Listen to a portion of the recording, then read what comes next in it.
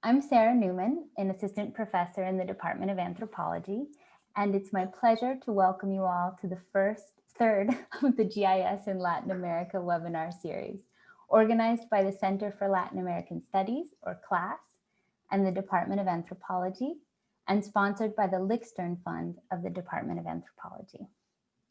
Before we introduce today's invited speaker, I want to start off by thanking Diana Schwartz-Francisco, Assistant Instructional Professor, and Lindsay Ortega, Student Affairs Coordinator of CLASS, for collaborating with me to organize this series, which we hope will not only showcase scholars working in the humanities and social sciences who conduct innovative research involving spatial analysis, but will also allow us to connect with our geographically distant colleagues in Latin America during this unusual remote moment.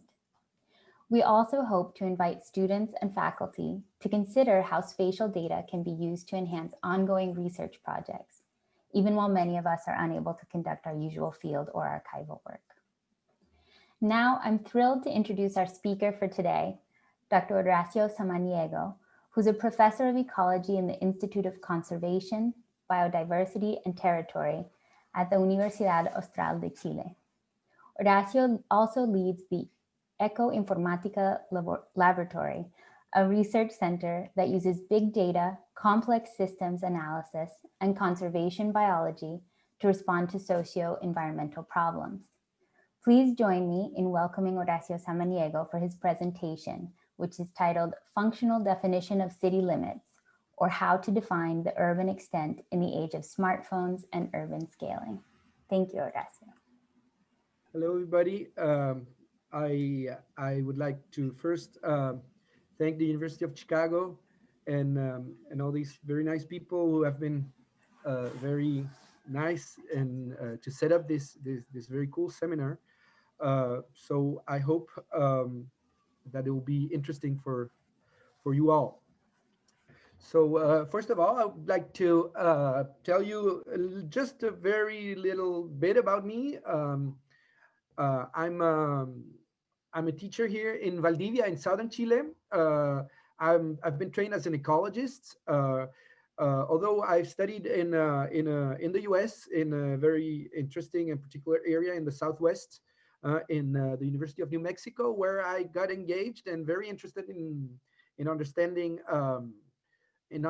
spatial issues and spatial complexity particularly, and where I've sort of drifted towards trying to address more social issues, more pressing issues, which are about understanding the city, about understanding how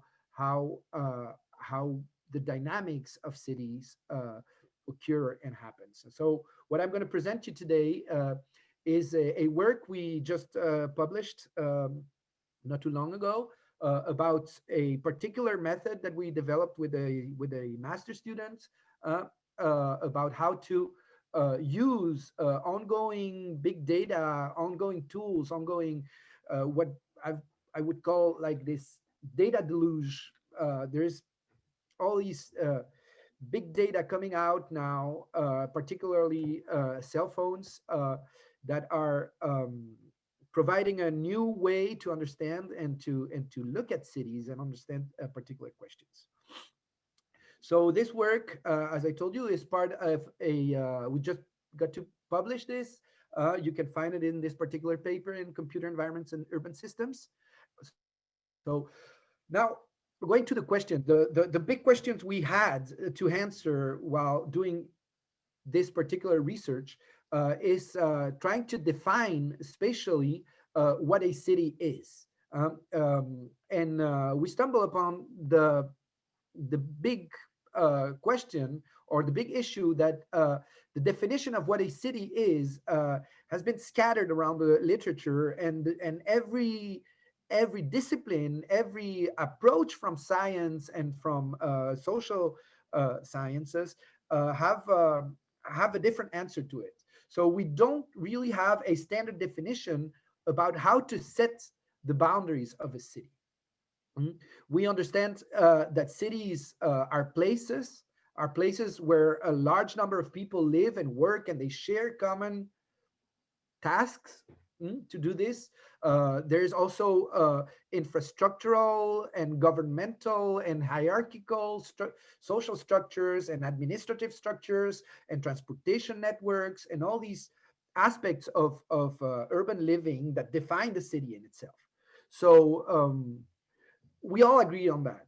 But how to say where a city ends and where the urban area finishes and the non-urban, or we could say rural area starts.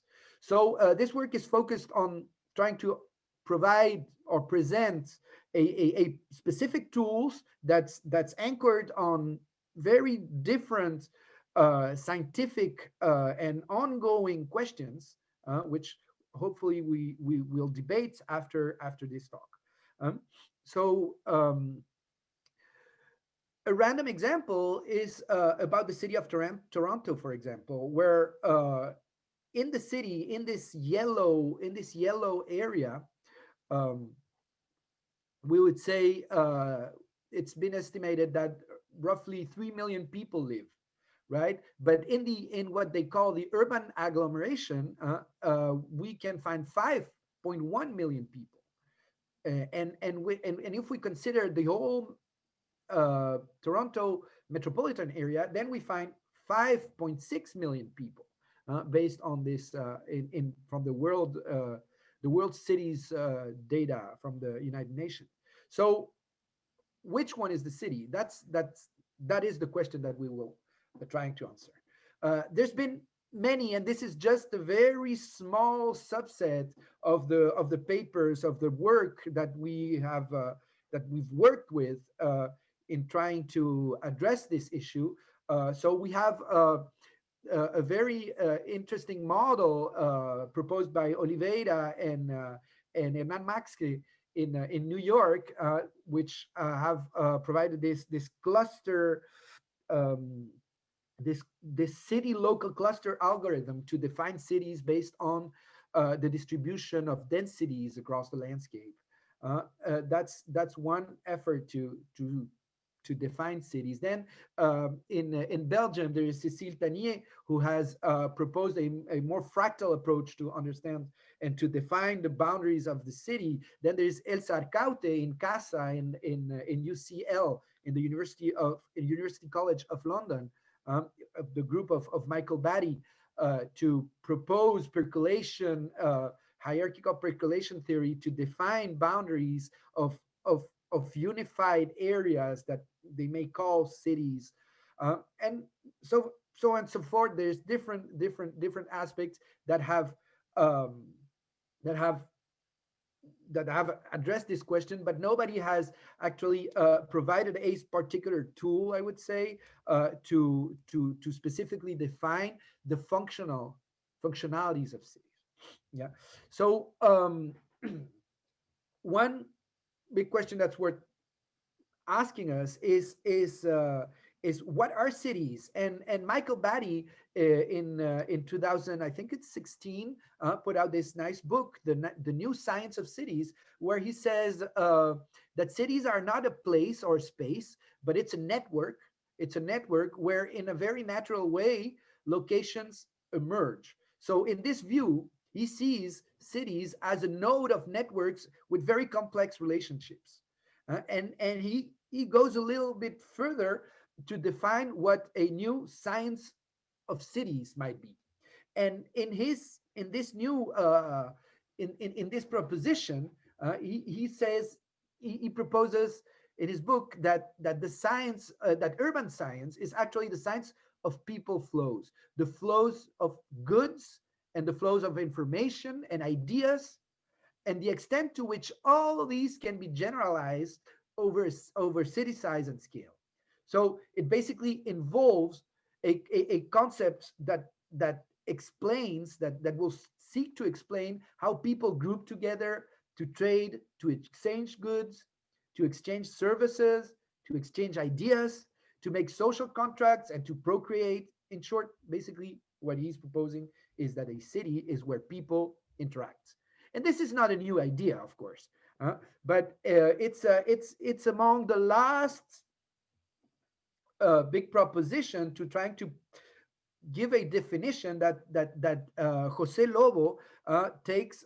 Jose Lobo from the University of Arizona and a whole group of the most prominent scientists about city science that includes European uh, the European scientists, Michael Batty, people in Santa Fe, people a little bit all over working on city science, and that sort of takes that this notion, and they propose that urban science is about the agglomeration of humans, right? Of how they settled and they can actually produce this new in geological times, I would say, this new settlements of people that are with a very relaxed definition, basically.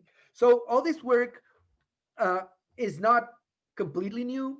I would say that in the back of my head, in the back of, I would say, in the background of all us city scientists is the work of Thorsten Hagerstrand, which is a Nordic geographer who proposes time geography as a framework to understand urban dynamics. And in his understandings in the 60s, he actually proposes that if we were able to follow and trace every individual in across his daily life, we would be able to build this space-time prism that is a reflection of the potential area where he occupies across the landscape. And when you consider many of these people in and many of these social prism and the overlap of these prism, you can actually identify the social interaction or the potential areas where social interactions occur.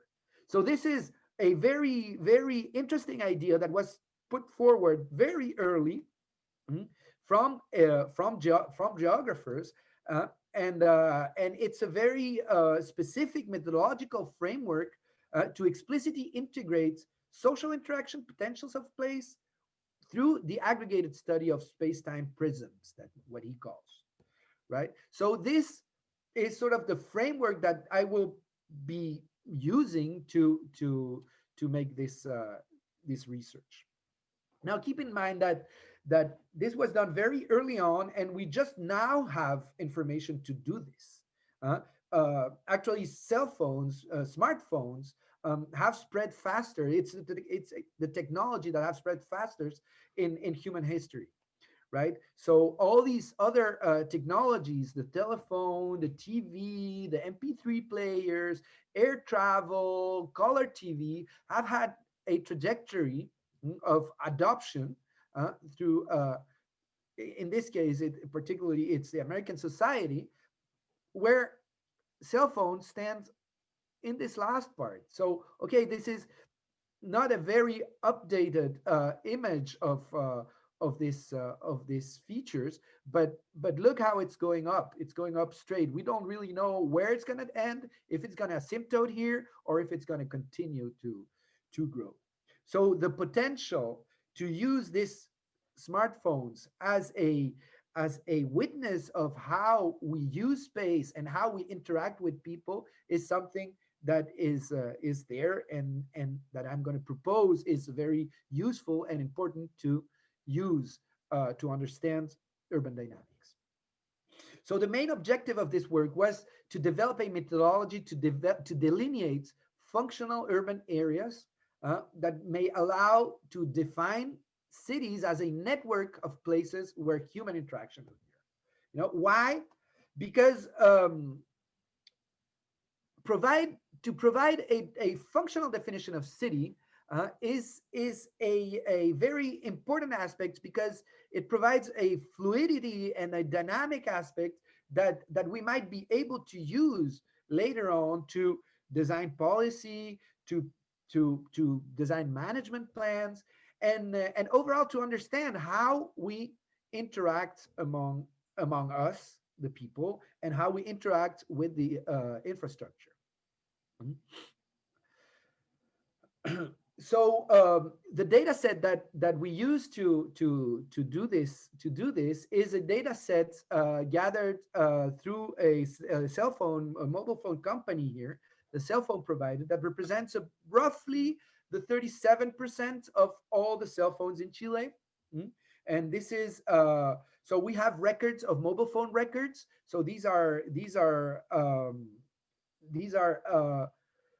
how you call this, call detailed transactions, you call them. So it's actually it's a system that's used to bill you when you have to pay to the company your cell phone. So they say, okay, you have made this and that call, and they actually register to which antenna you've connected to.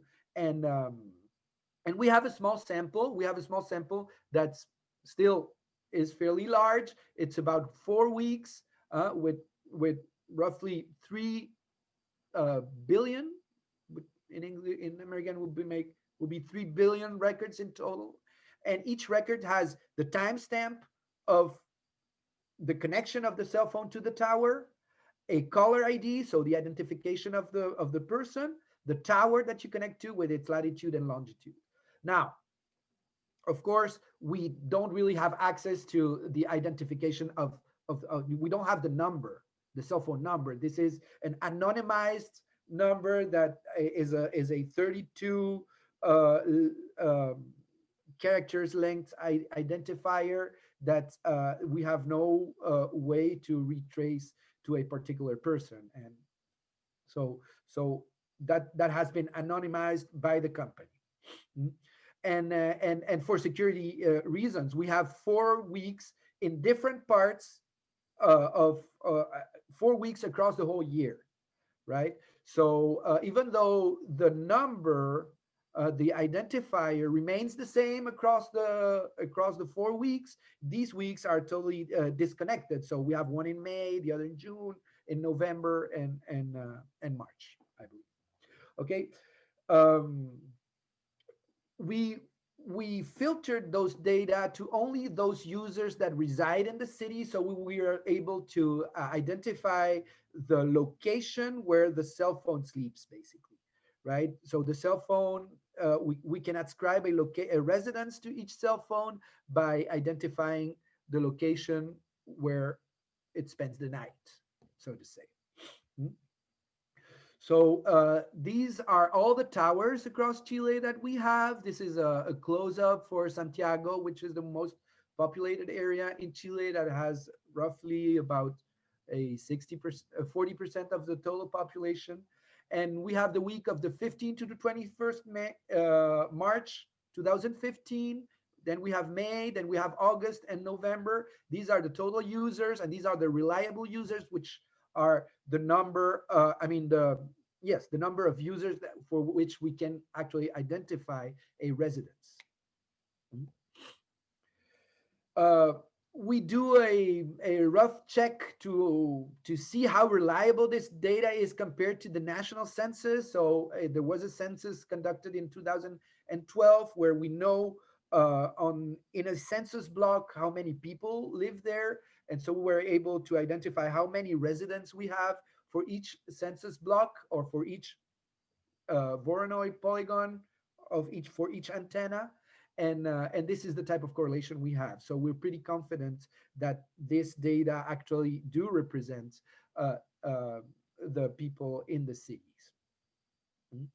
So here is a little example of 1,000 users in the city of Concepcion and in the city of Santiago. And we actually are able to have a trace of where these people and how these people move from antenna to antenna across different hours of the day. So we selected 1,000 users here and created this little animation to show how many people, based on the largeness of each circle, each red circle here. We are able to show you how these people move across the city. So we have two data sets. One is the what we all call the XDR, which is the extended data registry, which is actually every time our cell phones will connect to an antenna to download a package of data, not voice calls, but data, like just check its WhatsApp or check its email, so that the cell phone will check to the antenna and say and exchange a package of data with. So that's the XDR.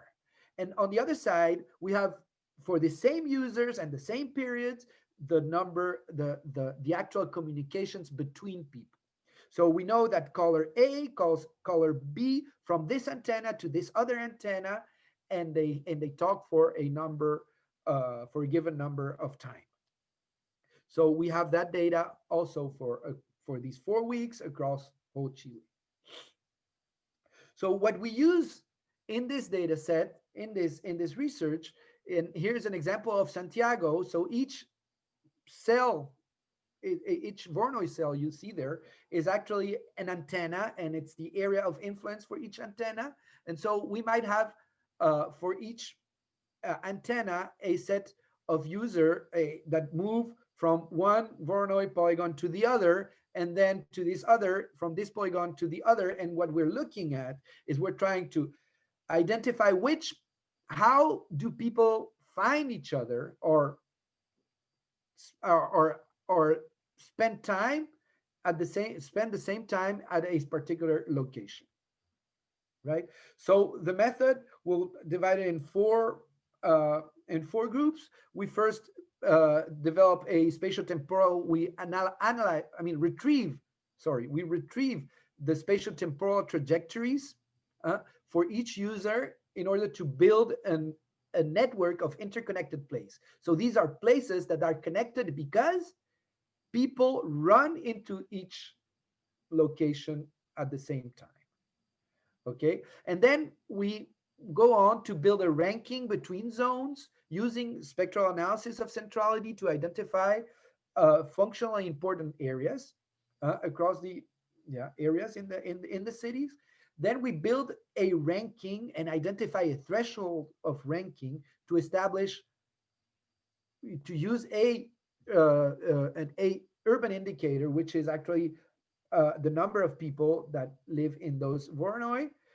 And then we identify and if there is a significant difference among these thresholds depicted in three. So a graphical outline of this is, okay, first we build these Voronoi areas for each antenna, and we identify the trajectory of users going from one antenna to the other. And we do that for all people that we are able to identify a residence. And we define an exploration area.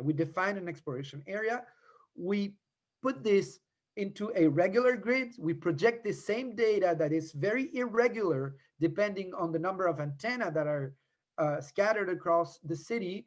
We project that into a to a grid, a regular grid. And from that on, we build a network of interconnected places, okay, that we are going to ascribe, and we're going to identify for each grid in this lattice, in this city. We're going to identify the centrality, or a measure, a network measure, to identify how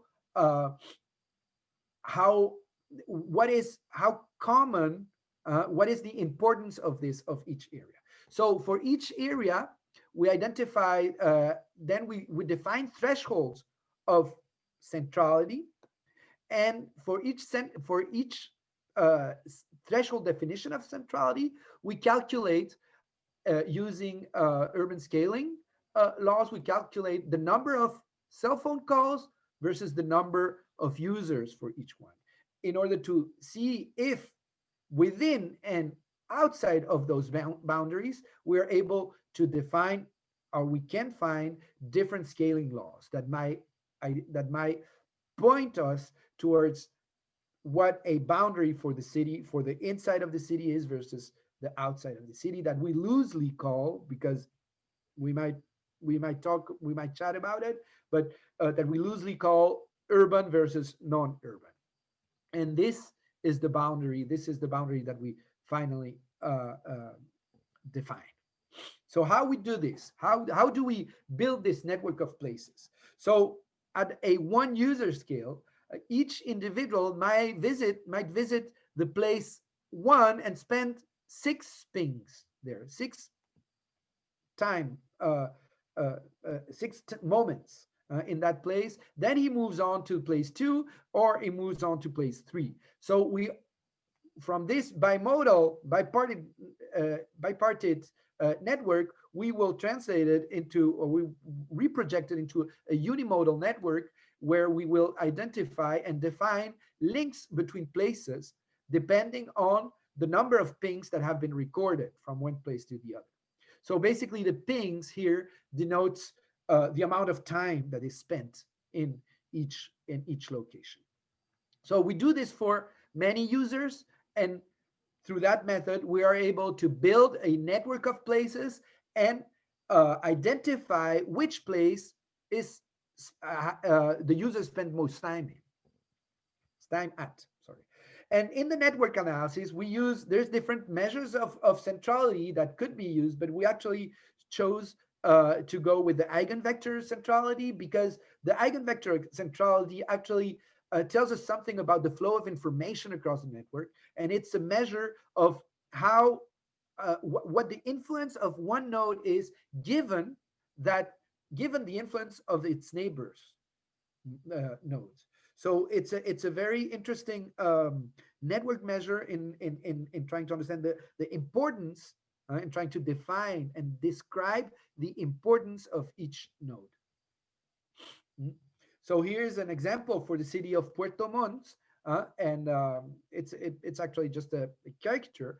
So this is a network where each node is labeled by its centrality. So uh, the reddish nodes will have a high centrality, versus the more lighter nodes will have no the darker nodes will have a lower centrality. So then we have to move on to define a cutoff for each centrality value.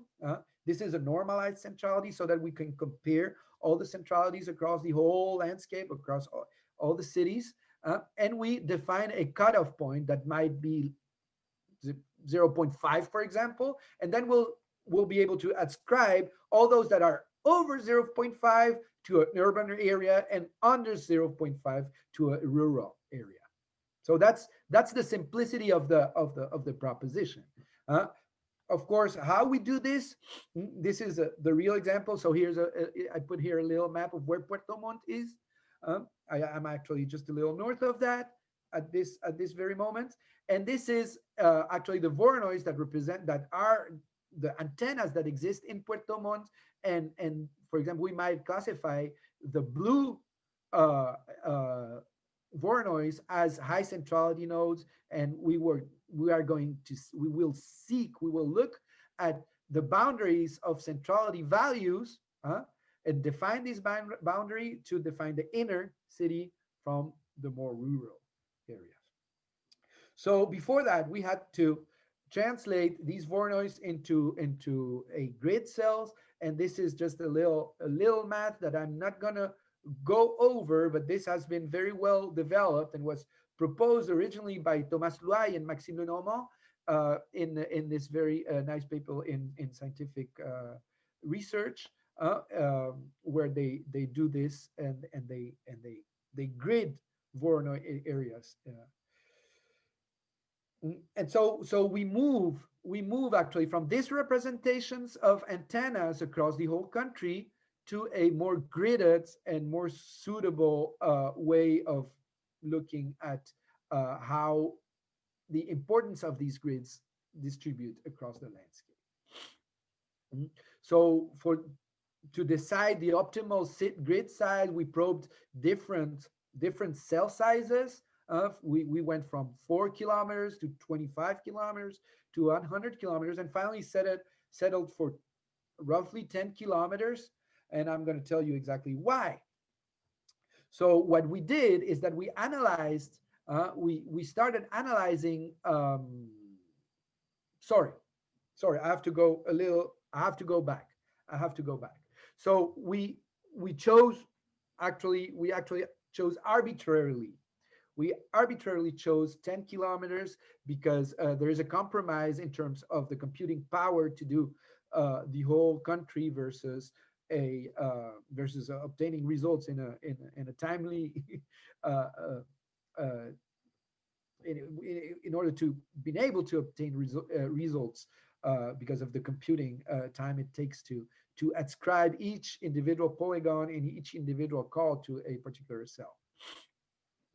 Then the big problem that poses is okay, if we're going to define the cities, how can we devise an exploration area where should we start to define where should we start to spatially define the boundaries of these cities?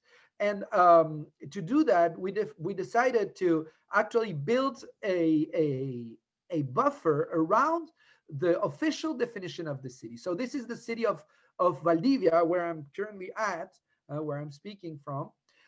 This is the city of Valdivia in southern Chile, and this is the official boundaries developed for with administrative uh,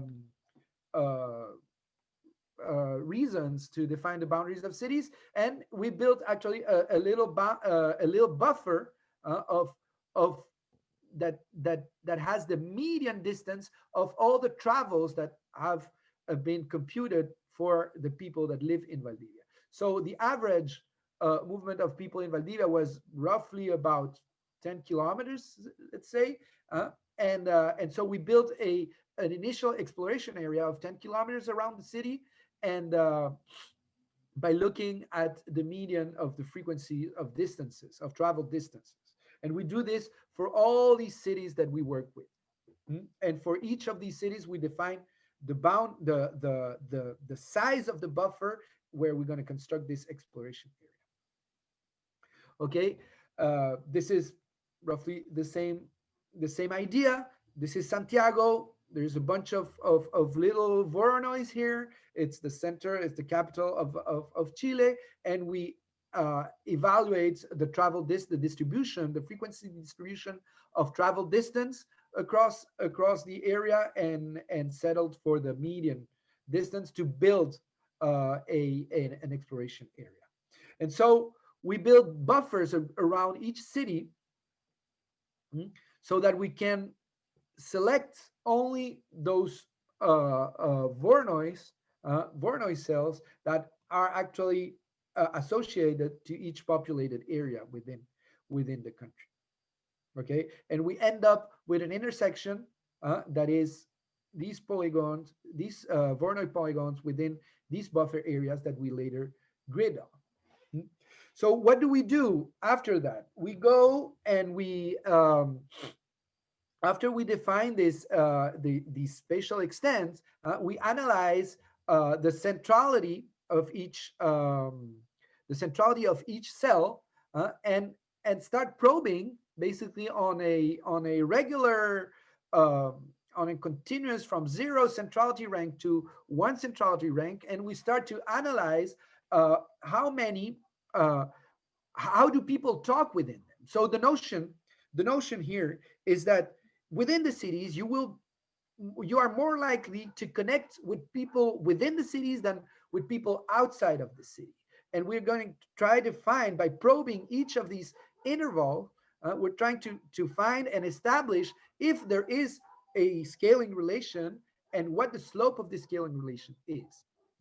So the premise is that urban boundaries are shaped by the interaction of people and the urban infrastructure. And for that, what we do is we record the voice interaction. So Y is the voice interactions, and the number of residents. And we do this, we do centrality versus, we do size of the threshold area versus size of the number of calls that each group of person within and outside of these boundaries perform.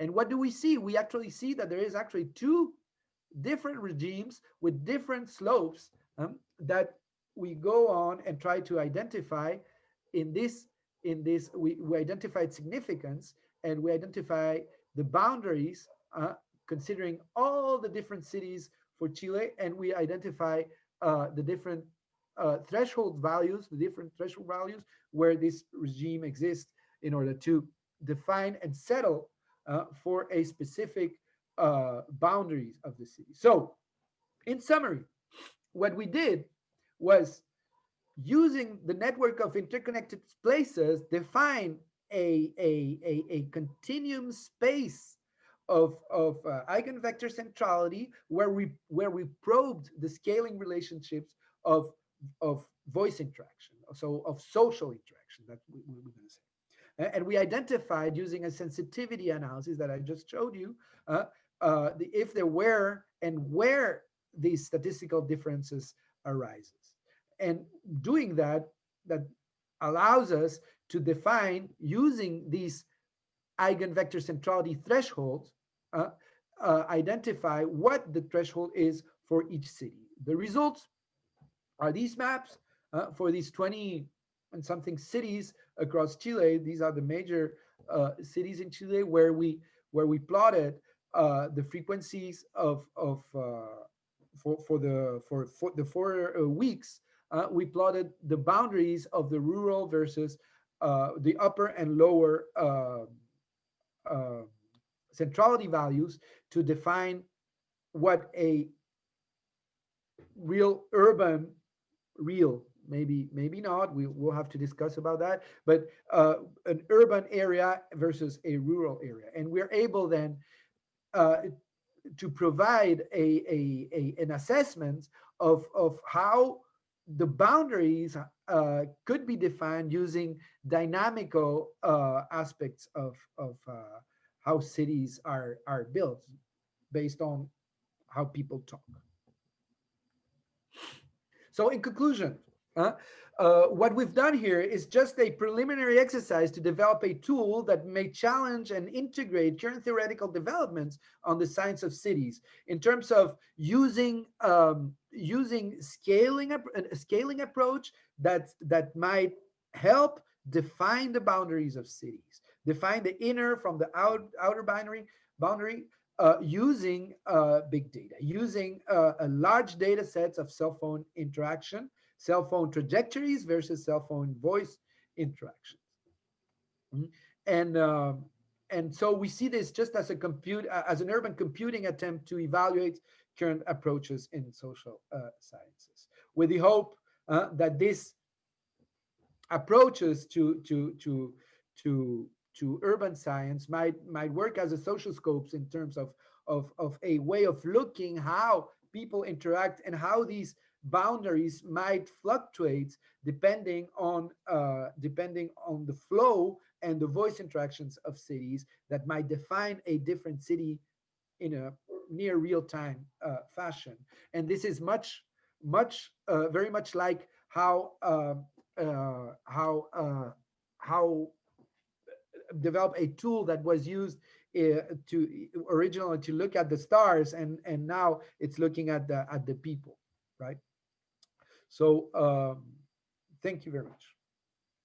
Thank you, Horacio. And I also want to just take a moment to thank our translator, Silvia Escarcega, who helps us to make this presentation accessible to our colleagues who are Spanish speaking. And in the meantime, while we give our audience some time to put their questions into the Q&A feature, Horacio, I wanted to ask you, I mean, it seems that this method that you've come up with sort of has a lot of relevance at the moment during COVID-19, sort of thinking about the movement of people, the intensity of interactions, all of these sort of questions that have an epidemiological implication these days. And so I was wondering if if you had thought about that, if there's sort of ways that this can be done kind of quickly enough for that Yes. to have an impact, or no? So what we're doing now, I mean, actually this data, this same data sets is being used by the people in Telefonica in trying to provide near real time information to the government to understand what the mobility between or across people particularly in Santiago. I don't know if in other cities across Chile. I believe they're starting to do that, but certainly it provides a very nice tool to trying to understand agglomerations and particularly which are the voronoi, which are the areas in the cities where you find where there's higher risk of spreading the virus because there's too many peoples that are getting together at that place. So yes, this data set is actually being used, and there is actually a couple papers out from people at Universidad del Desarrollo here in Santiago, and people in Italy. I think they work with Papalardo is one of them, and they provide a new they provide actually a way to understand that. Yes, yes, they're working on it. The other question I wanted to ask you was about your background in ecology, and I was wondering sort of uh, whether there's aspects of that can be brought into this project moving forward as well. Well, yes, I mean, I guess it's provided me with a very broad view, I would say, and actually, I would say that my early motivation was trying to think about cities as organisms, and when you do that, you run into a very large set of questions that actually have been answered in the natural worlds or in ecology that are very much transposable to the science of to social sciences, and of course it's not new, but I would say that the the, the most influential issues in ecology that have had an impact here is the study of scaling, is the study of scaling, metabolic scaling theory. I think is very has been the large inspiration of people actually at University of Chicago with Luis Betancourt, for example, in developing actually the whole theory of urban scaling as it is right now. So yes, it's very useful. Yeah. It reminds me of a quote from Joseph Reichert, who says, sort of, when we're thinking of these biological analogies for cities, we tend to think of organisms or like veins on a leaf or something. And he says, but actually, a city is more like a dream than anything else. And your presentation sort of reminded me of that. Um, Well, the, Go ahead. well, the major thing is that cities actually, as Jose Lobo defines it in this essay. Well, not Jose Lobos, but the whole array. I think there's like over 20 authors in that report. Uh, uh, it's it's a very much it's a complex issue in the sense that it not only applies to the natural and physical sciences, but social, when there is social interactions, then you sort of open another panoply of issues that are still under study. I mean, we still don't understand fully how and why we behave in a certain way and how we behave socially. So yeah, it becomes a very complex beast. So it looks like we have a question from Rodrigo Solinis, who says, this is an amazing and creative solution for a real problem in urban studies. Congratulations. Maybe I am still not clear in the first part of your process. Aren't city boundaries, areas of interaction, defined by the location of the antennas? In other words, if antennae were in different locations or there were many more, wouldn't they change the polygons of interaction and eventually the shape of the city? Absolutely. If can I answer right now? Yes. Yeah. Uh, I would say, Rodrigo, you are absolutely right. I mean, it's sort of it's sort of an intrinsical issue of the representation and how the data comes. That's why we sort of attempt to minimize by gridding the data. Right?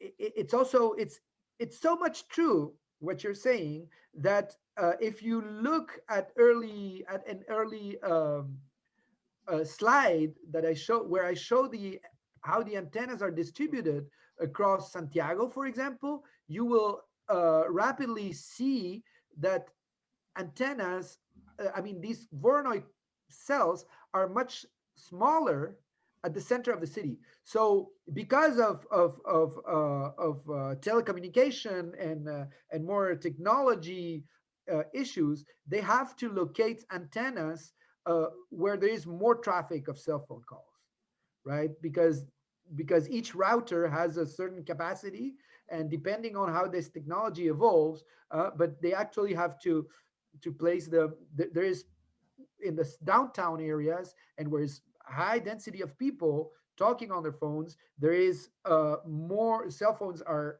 smaller. I mean, cell phone cells, Voronoi cells are smaller, and also where there's more money. And so there's also a socioeconomic how you say that bias in this spatial representation of these areas. So the southern part of Santiago, for example, has um, very large Voronoi cells, but they're actually very dense. There's a lot of people that live there, but they're people with very low income. And yes, that produces the distortion in the representation of the city, and that's why we try to make an evenly split using a grid and assign centrality values to grids across the city. It doesn't minimize the problem because then it depends on the size of the grid that you choose, but then you're bounded by your computing power, basically. How many cells can you process at the time? We had that very restriction, and that's why we decided to set for 10 kilometers wide cells, which is still a large uh, cell for a city. It looks like we have another sort of related question from Rahul Subramanian, who says, thank you very much for your talk. And he's a disease ecologist in training who studies how infectious diseases spread in large cities. And says you used a very fine scale data set to calibrate your urban classification model, and wondering how the resolution of the data that you used affects the precision of the urban regions that you define. So suppose you had to apply this method to another region where you had less granular movement data. To what extent would you be able to approximate these boundaries, and what might the error look like in that more coarse scale approach? Yes. So I believe that I believe that uh, yeah, you're right. I mean, it actually it points to what Rodrigo was saying earlier. Um we're bounded to the granularity, to the cell size that we pick. We're also bounded by the frequency that the technology makes a records, makes a cell phone records in the CDR, in the registry. So luckily, the phone companies are always trying to make those samples of phone calls and connections to the data to the antennas the smallest possible, so that they can actually charge you for it. But so that I would say is not a big issue. I would say the larger issue is about the coverage, the cell phone, the antenna problem. You would be able to address this, but then you run into a privacy issue, I would say, by trying to identify the location of each cell phone. So we know that each cell phone may communicate to different antennas, so that you can actually triangulate and identify a precise location depending on the strength of the signals to each antenna. You might be able to define a finer location for each antenna. Although that poses another problem in itself, but we weren't actually too concerned in trying to refine that, because we're not that much interested in provide an actual definition of the city boundaries, but we were more inclined to offer a methodology to how to do that. Mm. But yes, it is in terms of the shape of that error. I'm not sure. I'm not sure how that plays out. I just know that the larger you, the larger you, the larger the size of the Voronoi cells, the more error you get. We have another question. How might other researchers access the data set that you used? Do you know of similar possibilities for researchers trying to make sense of urban or rural planning issues in other regions of Latin America and the Caribbean, for example? Good question.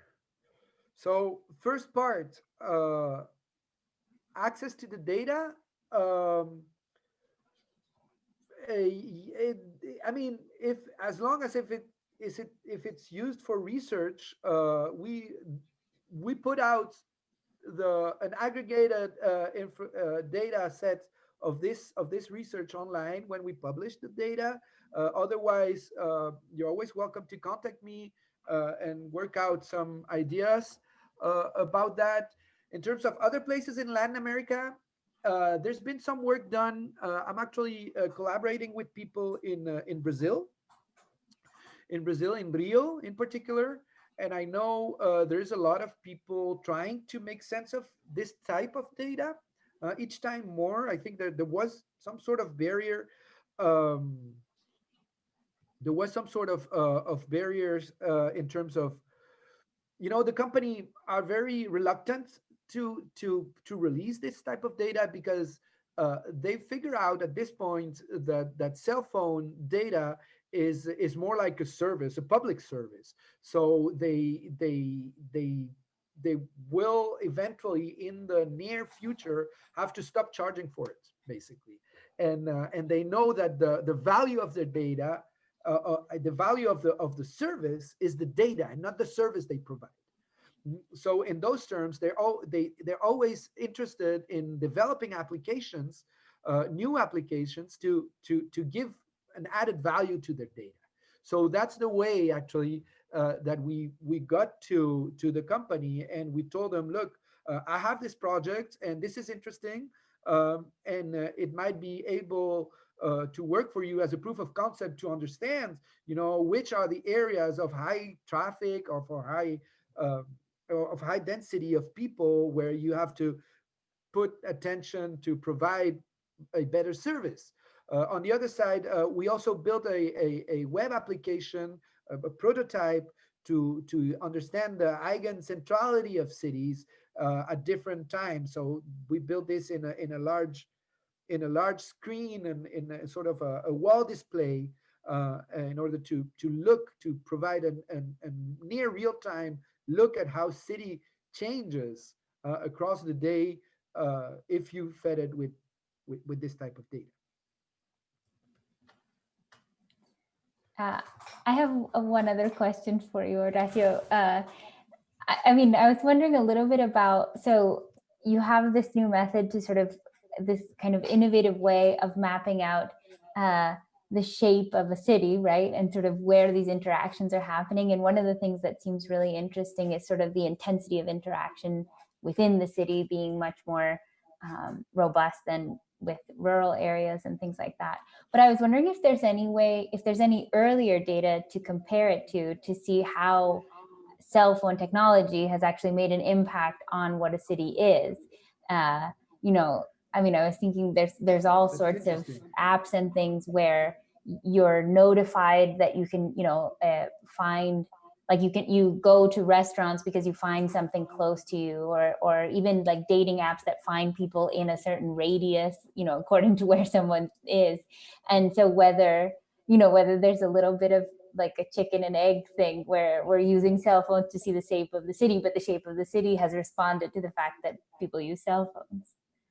Well, these, oh, I think that that's very, very, very interesting issue that you're posing there. Yeah, it's exactly what you're saying. I don't know of any effort to look at that. Uh, I'm constantly trying to think about that that particular issue. Uh, Also, in trying to see at this point, I believe we're we're going one particular way, and I think it's very interesting to understand and to look at how these type of data and information can inform us about added properties, emergent properties of cities, such as segregation, for example. Uh, uh, and that is something that we are actually actively working on, trying to define new measures of segregation using cell phones. And because the big question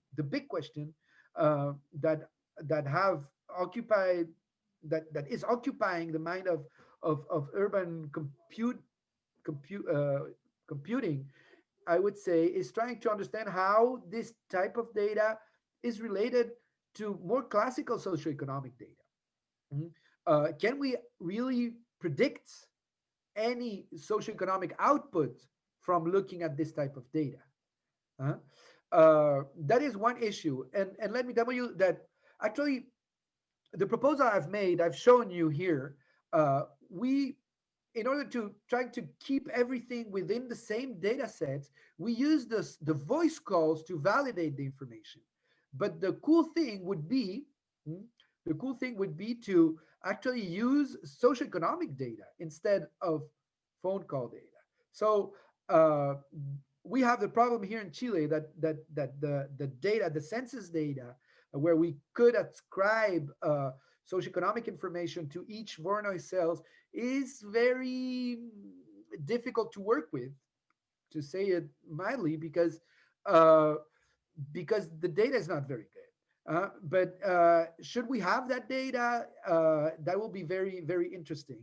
It's also interesting that this type of information, this the granularity of this data is usually available only in countries such as, I wouldn't say third world, because we're not third world in Chile anymore. But the large data sets of this type are actually available for, I think, Cameroon is the other large data set that Orange has put out, and Chile, and I'm not sure which other countries, but certainly not in Europe or in the US, because of privacy concerns, which are actually very important to address as well. But at this point, I think that we should continue and look at this in terms of attempting to address the issue of how can we inform socioeconomic outputs, and how prepared economists are to take this type of data to inform or establish the real re- correlation or relation between socioeconomic outputs and cell phone type of data. Thank you. And it looks like we've answered all of our questions. So I just want to take a moment to thank you again for presenting to us in this series. And again, to thank Sylvia, our translator, and just sort of let everyone know that if you've got a burning question, now is the time to post it. You can always email me. My email is on the in the slides. Horacio at ecoinformatica.cl. Uh, And I think I'll we've also be posted your email in the chat to everyone. mhm. So I'll be very happy to establish new collaborations, just to chat and talk about these issues. It'll be very, very, very interesting to do that. great. And thank you to all of our attendees for coming. And we're planning future installments of this series in the winter quarter. So hopefully we'll see you there as well. Thank you.